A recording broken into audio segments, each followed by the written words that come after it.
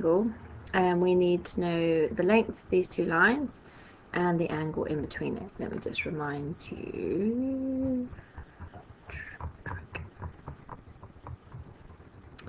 So here we go, area of a triangle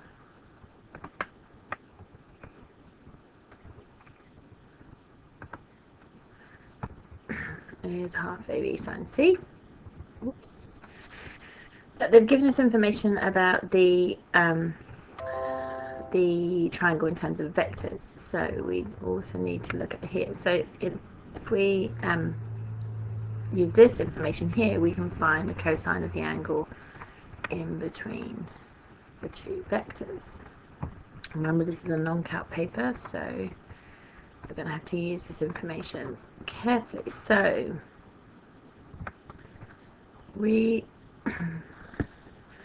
know that, so if we're using this format, so V and W will be our vectors, so in other words AB and AC are our V and W. So we can say that cos theta, so we're calling this theta, cos theta is equal to the dot product of them, which is -5√3 over the magnitude of them multiplied together, which is 10, so that's -√3 over 2. Okay, so that's the cosine of the angle, but we need to know the sine of the angle. So if we draw ourselves a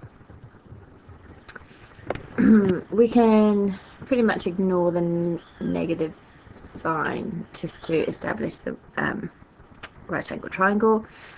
So the cosine is adjacent over hypotenuse, so we know this is √3 and this is 2. So we would find this length here by doing 2 squared minus √3 squared, so that's 4 minus 3, which is 1. Okay, so it's just a reminder, that's 2 squared minus √3 squared, which is just 3, and square root it, so it's 4 minus 3, square root is 1. So that gives us the other length, so it means that the sine of the angle must be opposite over hypotenuse, which is 1 over 2. Okay. Going back to this formula here, we know it's a half times the length of A times the length of B sine C, and we know that the length of A times B is 10. It doesn't matter what they are individually, we know the value, the answer is 10, so we know that the area is a half times 10 times sine of the angle, which again is 1/2. I don't want you to get those halves mixed up.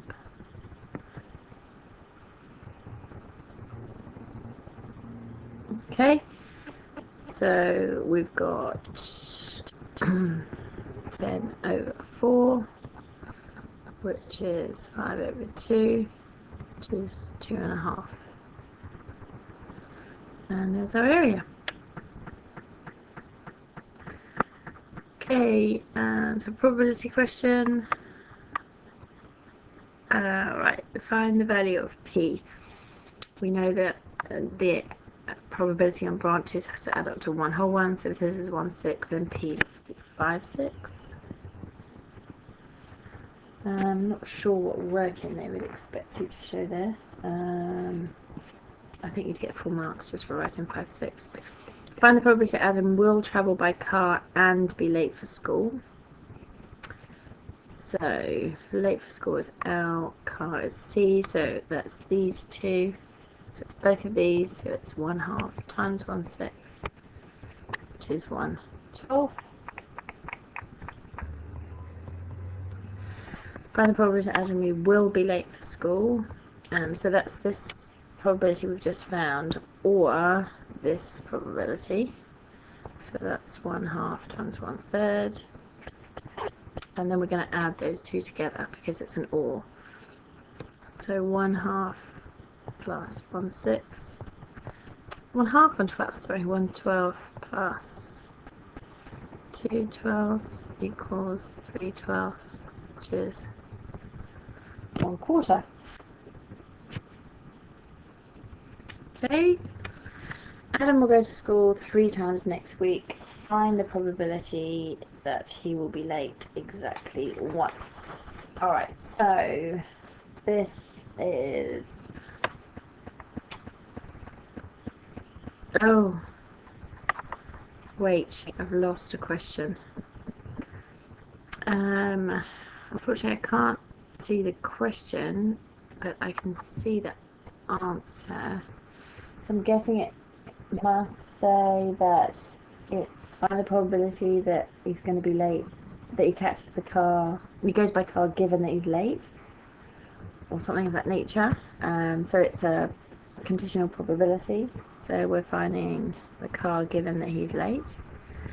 So that would be travel by car and be late. So that's the intersection on 1/12. Over the probability that he's going to be late for school, which is 1/4, which is 1/12 times 4/1, which is 1/3. So apologies. I'm assuming that's what the question says, or something of that nature. Alright, so Adam will go to school 3 times a week. Find the probability he'll be late exactly once. Alright, so this is a binomial distribution question. So the probability he'll be late, so we're using this 1/3, 1/4, as our probability that he's going to be late. So the probability he's not going to be late is obviously 3/4.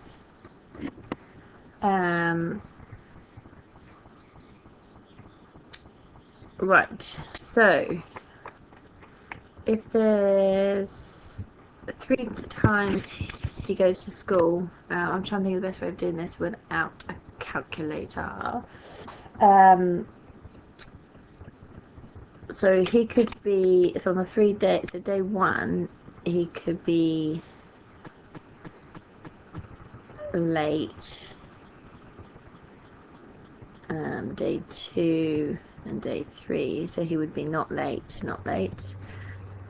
He could be not late on day 1, late, not late, not late, not late, and late. Okay, so they're the only 3 options that we've got. So we've got 3 possibilities that he could be late. So that's 3 situations. We've got the probability he's going to be late.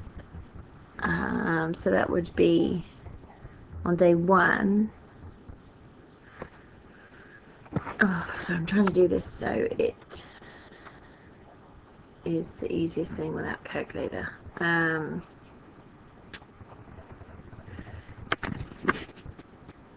Okay, hang on. So the probability he will be late is going to be 1 of those times, and the probability he won't be late is going to be 2 of those times. So we've got 3 times 1/4 times 9/16. So I should put in brackets. So we've got 3 times 1 times 9, so that's 27 over 4, 40, 50, 64. There we go. Alright, so this is essentially our binomial number, so it's 3 times, so in other words the 3, 1, which we know is 3. Binomial distribution, this is a probability, so it's 1 time that it's going to be late. So that means that this number must be 2, and this is our 1 minus the 1/4. I'm hoping you're happy with that. Okay.